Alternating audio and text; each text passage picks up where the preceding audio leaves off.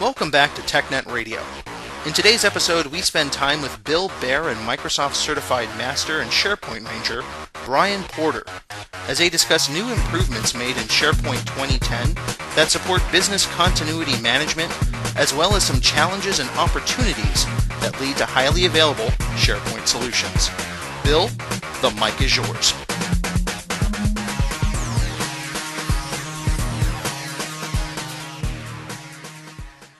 Hello, and thanks for joining us on TechNet Radio. Today our focus is SharePoint 2010 for the IT professional. This will be the first of many sessions. I'll be your host. I'm Bill Baer. I'm a technical product manager here in the SharePoint product group in Redmond, Washington. And joining me today is Brian Porter, SharePoint MCM and SharePoint Ranger. Brian, are there a few things you'd like to say about yourself before we get started? Sure. I'm really excited to be here today. As you said, my name is Brian Porter. I'm on the SharePoint Ranger team.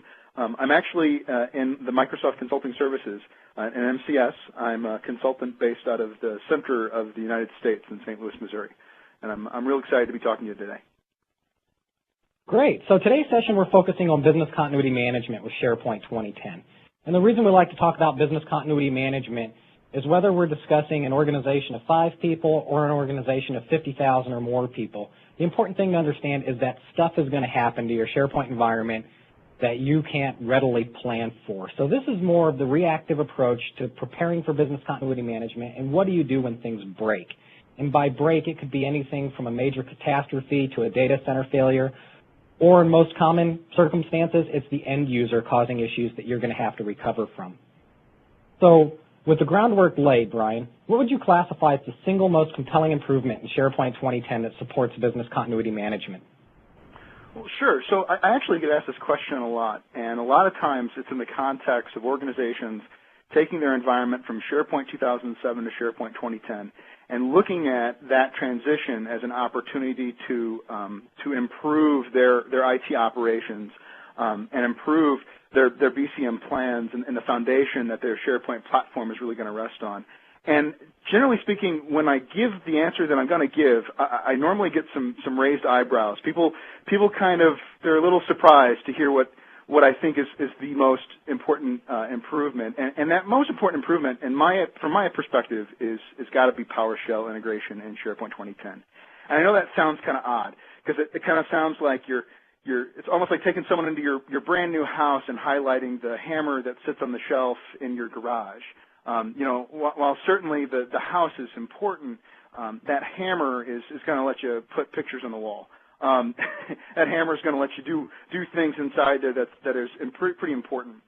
So, with PowerShell's deep integration into the platform, it allows for so much more in terms of scriptability when you're working through your BCM scenarios. One of the things people always forget about is they forget that their BCM scenarios and the actions that they're going to have to take in order to enact their BCM plans, they're not going to be happening under ideal conditions. In fact, the whole idea is that they happen in the worst possible time. And having some form of ensured testability and repeatability in those actions is critical. These are things you're going to be doing at 2 o'clock in the morning with no sleep, under a great deal of pressure. And the deep PowerShell integration, the enormous number of commandlets that are available now for 2010, the amount of scriptability that it just exists in the product really enables those rapid BCM turnaround type scenarios. No, that's definitely an interesting approach to business continuity management, or at least an approach that I haven't heard people discuss in the past. Most people focus more on, hey, you know what, you need a multi-site cluster and you've got all these great things, but that's the kind of approach that we're really looking for is a pragmatic way to address problems because, again, as you mentioned, you're not working under ideal conditions. Exactly. So with that said, you did mention a hammer. So I think with the improved read-only mode in SharePoint 2010, we really hit the nail on the head. And that was my horrible attempt to line these two things up. So thinking about read-only mode, Brian, has this been helpful really in designing business continuity management solutions? Well, it absolutely has. In 2007, we had a read-only mode. And the problem with the read-only mode that we had in 2007 was really more of a user experience challenge, right? So you would have the database attached in read-only mode, and users would click on things, and they would get weird error messages that they weren't expecting. And one of the things in 2010 is that they've done a really fantastic job of tightening that down. so that items that you can't do because your database is in read-only mode they get trimmed out of the UI. We're not perfect yet. There's still some areas. If people hear this and run off and turn on read-only on the content database and then run to access denied messages, just to be clear, there are some spots where we still throw those up, but by and large, we've done a much better job in 2010. And this is helpful, especially when you're strategizing around business continuity management. Again, one of the things to remember is, in many instances, your BCM plans are attempting to get a minimal implementation up to support your continued business operations. And when you're doing that type of stuff, when you're doing those types of activities, you may have, as part of your DR plan, bringing the environment back up on hardware that is not the same size as your production environment. So you may have a DR plan that calls for all data being accessible, but only certain critical business functional areas having their data be read-write. And having that improved read-only mode is great, only because the users that are accessing those read-only sites, they have a very consistent user experience. They're not seeing a lot of options that when they click on blows up for them. They're not causing additional support calls to your help desk while you're working through this. So yeah, I mean, the improvements in read-only mode are really fantastic. They really tighten the ship in terms of usability and really give a very solid footing for leveraging that type of functionality in BCM-type strategies.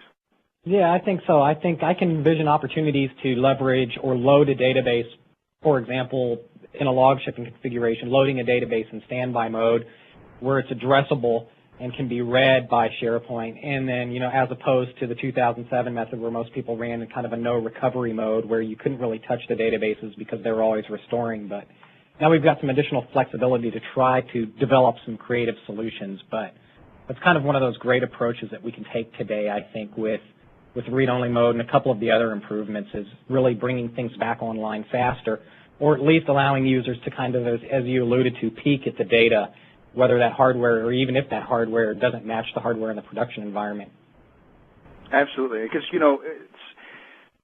people sometimes think that their SharePoint environments are written to constantly, and they are written to a lot, but many of the business functions that are driven off of content stored in SharePoint are mostly read. And in fact, I think if you spend any time doing any sort of deep analysis, you'll find that there is a high percentage of usage of an organization's SharePoint environment is going to be focused on reading data, not creating new data. And having a solid read-only mode really just, again, it's a button that you can push to re-enable the environment for at least some of the business functions while you finish cleaning things up on the back end. And your point about log shipping is also just, I mean, that's, again, log shipping configurations that when you break that log ship and you stop shipping those transaction logs, you bring that database back up in a read-only mode, attach it to the web application, just so that you can really quickly provide users with access to their data. I mean, that's another great, that's a great technique, kind of template of a DR strategy that I know I've personally seen successful in the field numerous times. Great. So while we're on the subject of improvements, how has native support now in 2010 for database mirroring helped you? So database mirroring in 2010 is huge. In 2007, you could do it, but SharePoint didn't know anything about it, and that meant that essentially you had to maintain node majority. So if you had a mirroring configuration, if one database failed over, they all basically had to fail over at the same time. Sounds like a failover cluster. Yeah, exactly, and that almost acts like a failover cluster.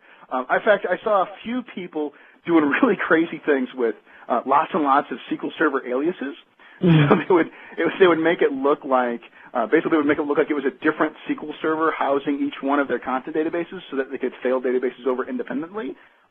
Needless to say, it was not something that was very manageable or worked very well.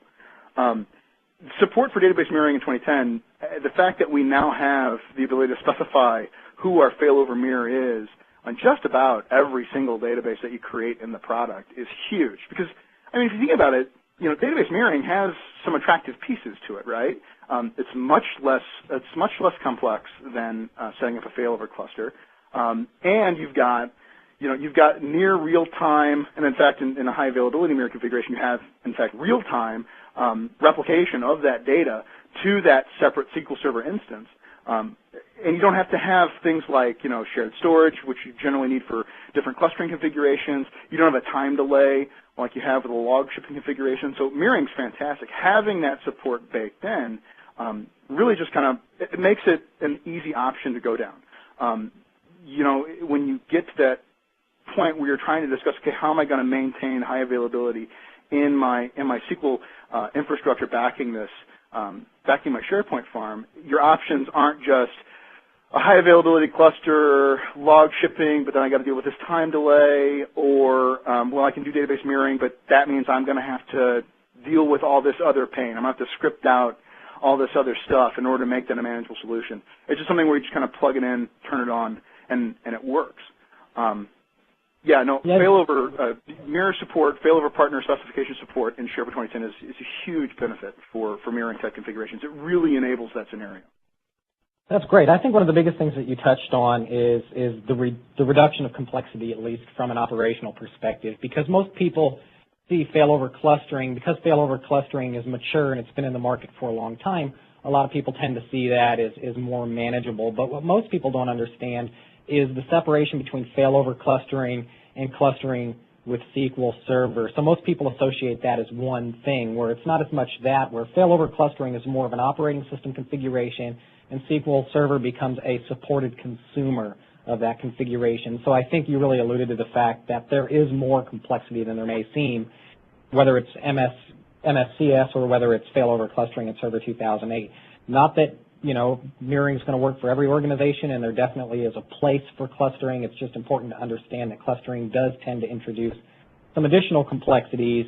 And then from a storage layer perspective, of course, those complexities get more deep because you're limited to specific types of storage. So the next thing I'd like to talk about is really, have you personally used any of the new backup and restore improvements in SharePoint 2010? We've made a number of them throughout the product. Yeah, I have, and I mean, a few of the biggest things in backup and restore that I think are really fantastic seen finally come out is search, backup, and restore. I know this was a really big pain point in 2007, especially when it came to business continuity and disaster recovery planning in 2007. Since we really couldn't back up and restore the search index in 2007, there wasn't a good answer there. A lot of people ended up doing these really weird things where, okay, I've got my DR farm in data center A, I've got my primary farm in data center, in my primary data center, and I'm going to have my DR farm crawl the content in my primary data center so that if I ever fail over, I've got a local search index that I can leverage. And that works, and certainly depending on what your requirements are in 2010, there's absolutely some scenarios where that's actually a really good choice, a good option to crawl twice. But having the ability to back up the search index, I know it sounds silly, but being able to back up the search index at that granular object level and then restore it to the other farm, I mean, that's huge. The tooling around search, or the tooling around backup and restore through the UI, it's much more accessible than it was in 2007. So it's much more approachable for individual administrators to go in and perform those individual item backups. The fact that we can now mount offline content databases and pull objects out of content databases, while it's not strictly speaking a backup restore story, it's certainly a piece of functionality that's integral to those types of restore scenarios when we're doing those types of item restores and item manipulations. So yeah, no, backup restore, the improvements in 2010, I think are very good. They get the smaller shops, the mid-sized shops, they get them a very sound solution, and they can serve as a foundation for larger shops to sort of build a backup and restore strategy around. Great. That's definitely a great answer. I think, the last couple of minutes we've spent focused more on the product improvements and really what can we do with the product. So stepping away from the product, let's talk more about the process and the business aspects. So when it comes to business continuity management with SharePoint 2010, what would you personally classify as the most complex or challenging aspect of really designing a resilient system? Testing, by far, is probably the biggest, the most challenging aspect of designing a resilient system. The greatest plans in the world can be drawn up, and they look really good on paper. But when you go to actually test those plans in the real world, you have to adequately test your BCM plans, or they're really useless. And that was a challenge in 2007. It's really a challenge of any technical product, is ensuring that your plans are actually actionable when you need them. The best example that I can think of was I was working with a customer once, and we were having a conversation about their disaster recovery strategy and their BCM plans and how they manage that. And they had this great set of BCM plans that were very holistic. They covered not just the technical components, but also like the actual personnel operational components. So who needs to go to what site, what location, et cetera, et cetera. It was really a great story. But they didn't have any paper copies of this plan. And in fact, all the copies of the plan were stored in SharePoint. So the first time they actually went to go and test their disaster recovery plans around SharePoint, once they simulated the SharePoint environment going offline, no one could access the plans. No one had a copy of the plans pulled down. And it was one of those things where had they not tested it, had they not tested their actual operational plans, they never would have caught that until it was 2 o'clock in the morning and they realized that they had no access.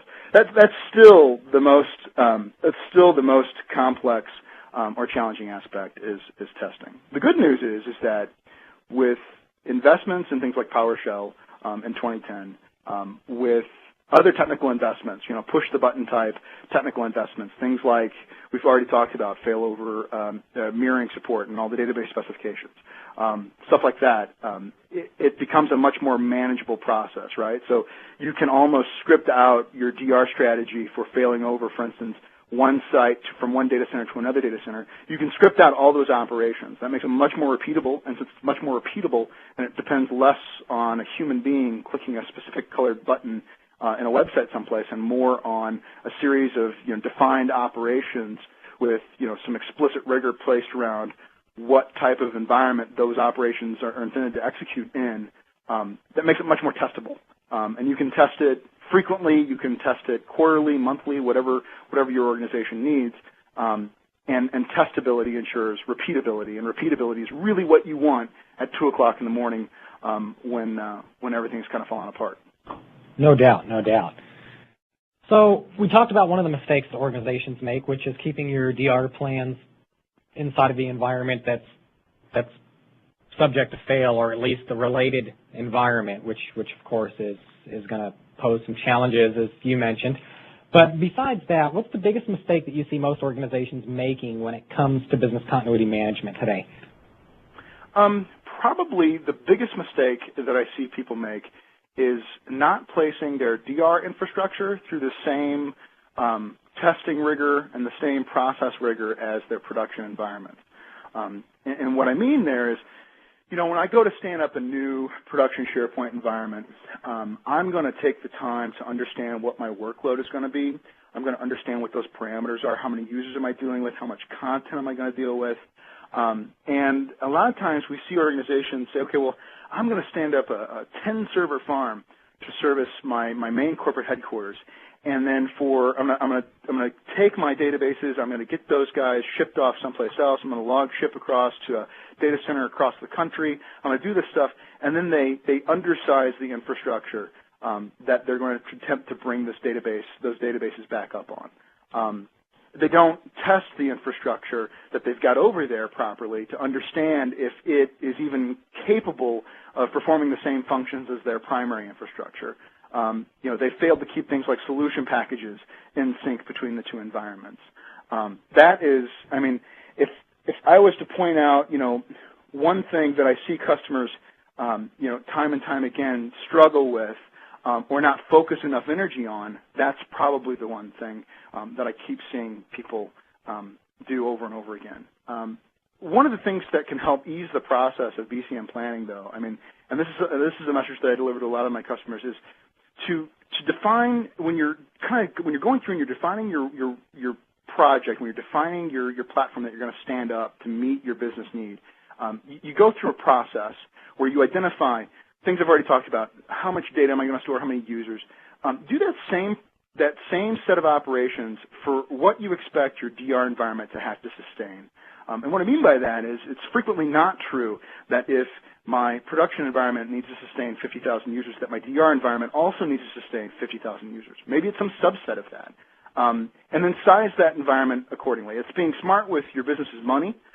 It's being smart with your business's operations staff, because a smaller environment is just by default, the smaller environment is much easier to maintain and operate. So it simplifies what is already a complex proposition, which is disaster recovery.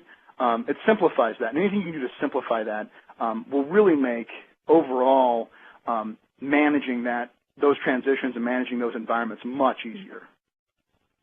Great. So that's all the time we have today for this session. I want to thank you, Brian, for joining us, and stay tuned for the next. Great. It's been my pleasure.